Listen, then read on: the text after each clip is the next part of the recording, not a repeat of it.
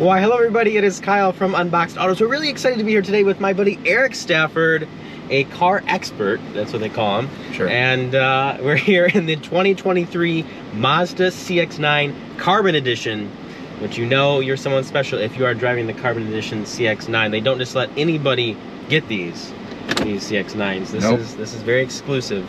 If you are like that dad at soccer practice, you're pulling up in the Carbon Edition, and all the other dads are very jealous, I guarantee you. No, but I actually, in all seriousness, I really do like the CX-9 in this segment. It's a really solid vehicle. I think it definitely accentuates on-road driving dynamics much better than other vehicles in the segment. It does, definitely. And it's, you know, Mazda's obviously known for having a superior driving experience in average everyday cars.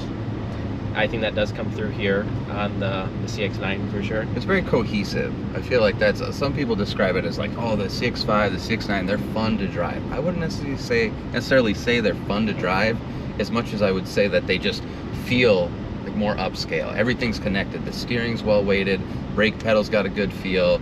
You know, performance, acceleration wise, it's all satisfying. It's not class leading or anything. This has the 250 horsepower, turbocharged 2.5 liter 4-cylinder, standard all-wheel drive. It's standard on all CX-9s. Yep. So it feels good. Yeah, I like it. And you know, the torque, I think it has 320 pump-feet. 310. 310 on premium, 93 octane gas. 93 octane. Yep. And when you're, you know, kind of jolting off from a stoplight or passing on the freeway, it's really nice to have all that low-end torque with the turbocharger application. Obviously, a lot of brands are turbocharging pretty much everything nowadays. Yeah. But this torque, the torque numbers are pretty decent. Yeah. So, you know, 310 is quite good. And I definitely, you know, again, compared to what are you going to call a close competitor to this car? I mean, the mid-size SUV segment is pretty wide open. Yeah. I mean, and this one is, I mean, it's got 3 rows, standard 3 rows, but it's a little tighter. The cargo area is a little smaller than other 3-row competitors, where you got like the VW, the Volkswagen Atlas, very big, you know, lots of cargo space. Right. You've got Telluride, Kia Telluride. Yes. I mean, it's all over the place, but this is a little bit smaller for the mid-size 3-row SUVs. Yeah, and then, you know, when I think of Telluride and I think of the VW Atlas, this definitely drives better than both of those cars for sure. Especially the VW Atlas. I don't know about you, but that car, I like how it looks, I like the size, but I think the driving experience is below average for that car. I think it's underpowered. I don't know what your take is on it. Even well, now they've dropped the V6 now. You can't get that anymore, so it's 4-cylinder only. Oh, okay, turbocharged 4 only. Yeah, it has more of a traditional SUV. Yeah. I mean, it's obviously not body on frame, but it's just kind of like a little bit more lumbering. This feels like planted around corners. It feels, I mean, it's supremely quiet inside here. That's something you don't get in the Volkswagen. It's like kind of just like very unisolated interior, lots of road noise, wind noise. The Telluride, I will say, I mean, I really enjoy driving the Telluride. It's got that kind of balance where it's not overly sporty. It's got that truck-like feel to it, but it's not disconnected. It's not loose. Right. Yep. Yeah, I agree. I like the turbocharging 4-cylinder in this engine over the Telluride, personally.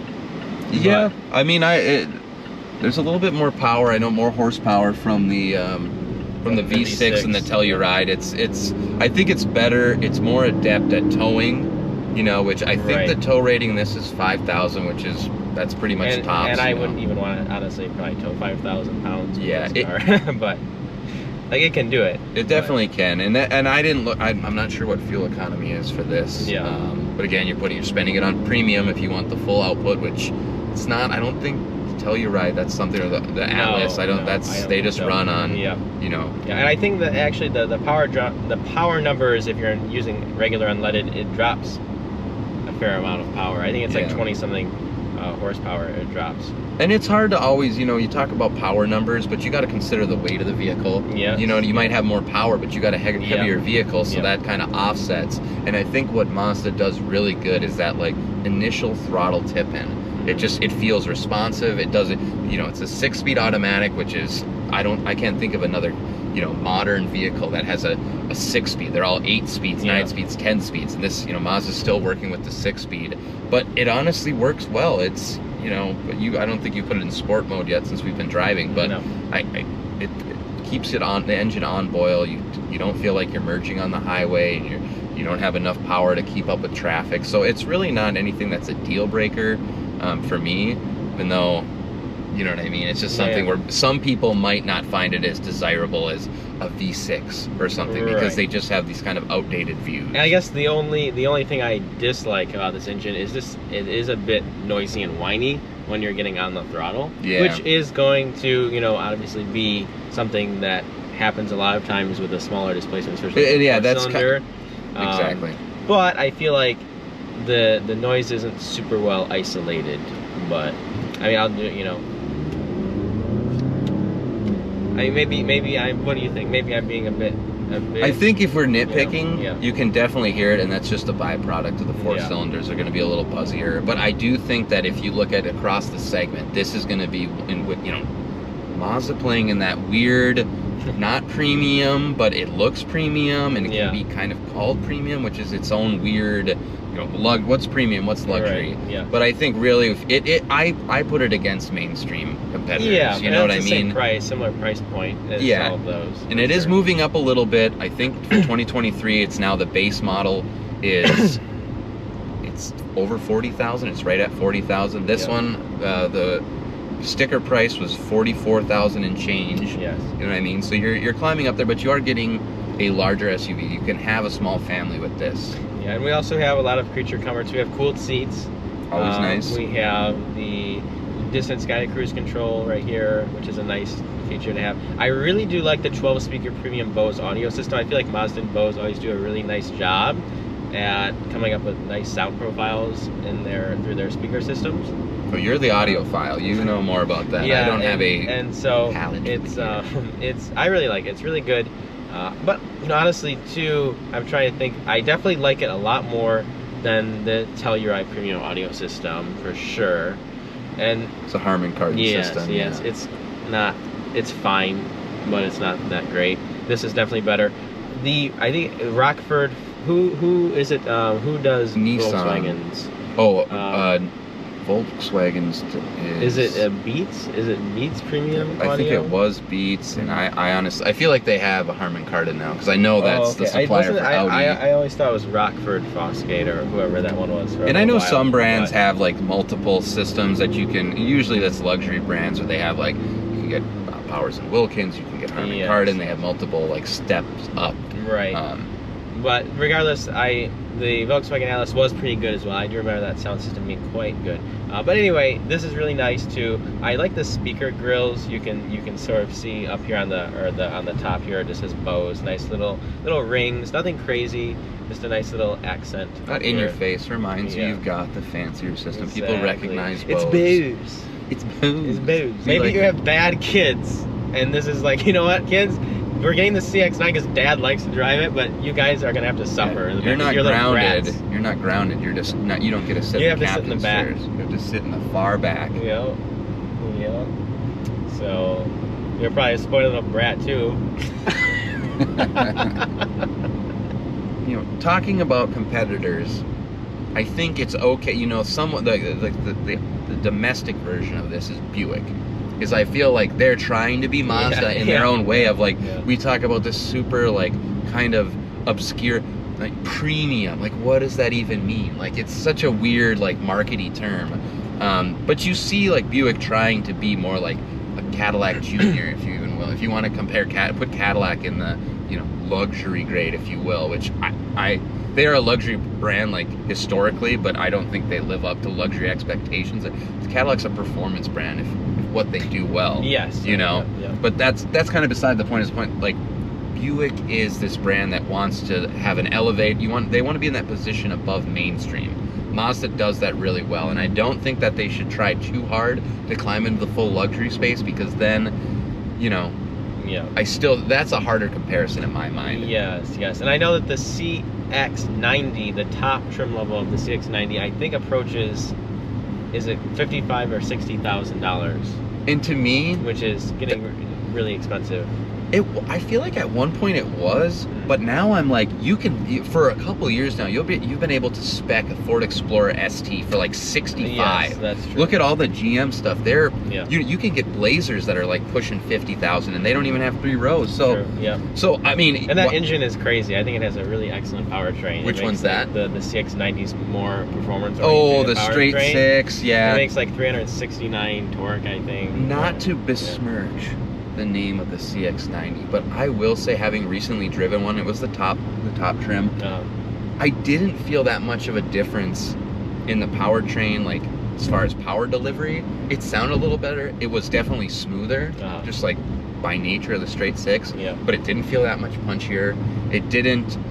They definitely, Mazda has done a great job of, like, it feels modern now. They've gone a step up for trying to be like a little more showmanship with like the different materials. And another thing really gets me going more than a Mazda CX-9 or 9. I mean, this is where the excitement is at. We don't really, Ferrari, Lamborghini, Maserati, nobody Maserati cares. who?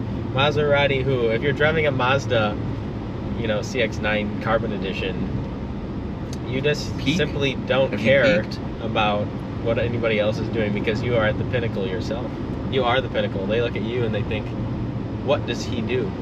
They're gonna ask, what do you do for a living? She's definitely like a highly paid nurse or engineer. Okay. Yeah. All right. Yeah, I think an engineer would appreciate this car.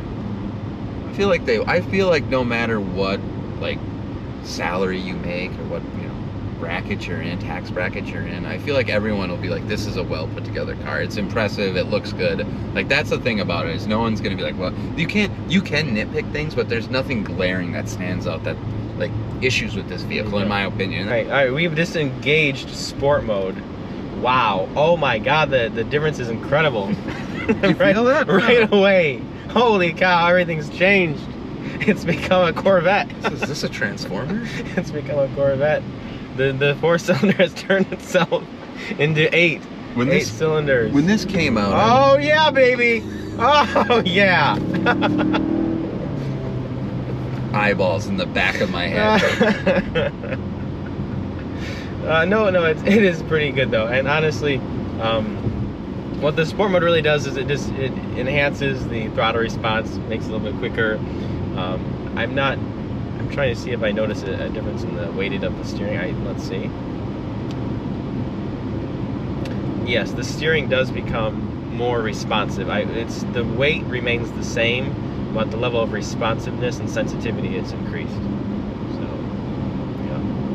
But anyway, I'm sorry. You were saying after I did that 0 to 60 in like 2.1 seconds. No, after you just completely exhilarated me. Before that, I should say. I was going to say, when this came out, I would like to go online and see how many people were like, it's a 3-row Miata. I feel like that had to be like everyone's headline. Oh, yeah. It's a Mazda. It's got 3 rows. It's got to be like a Miata. Mm-hmm. Yeah. Practically as much fun, Yeah. Yeah, I'm kidding. It's not. The Mazda Miata still is just such a dang good car. It is. I mean, oof, that car is so good. I really love it. It's kind of all the car you need. Yep. Oh yeah, let's go. Did you like that? That was, I felt like it stayed so flat in the corner. I was like, wow. Yeah. All right, guys, that's all we have for you today. Let's thank Eric of Stafford for being here. I know we've been graced with his presence once before, and we're happy he decided to come back and spend time with me. 2 years later. Again, 2 years later. That means, either he really hates spending time doing this, or he's just super busy and exclusive, and he's really busy flying to Iceland with Audi, and, Germany with Ferrari and all that. Just basically all the big players. Eric is a player. That's what if you get to know him well, you'll know that he is a big shot, big player, and he rarely will sit down with a little guy like us, but we're happy when he does. You gotta remember your roots, though. That's right. And I owe community service time. Very good. All right. Well, thanks for joining us, Eric. And until next time, I'm Kyle from Unboxed Autos.